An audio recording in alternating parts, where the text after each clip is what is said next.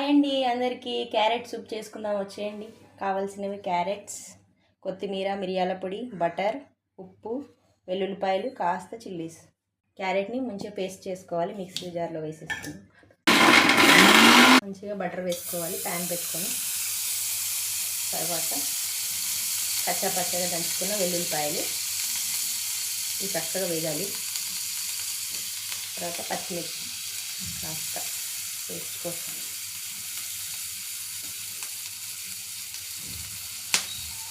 Mixie పట్టుకుని carrot పేస్ట్ని వేసేసుకోవాలి. కొంచెం వాటర్ వేసుకోవాలి. ఇందులో తీసుకోవాలనుకుంటున్నారు సూపు, దానికి తగ్గట్టుగా వాటర్ చేర్చుకోవాలి. ఇది బాగా మరగాలి.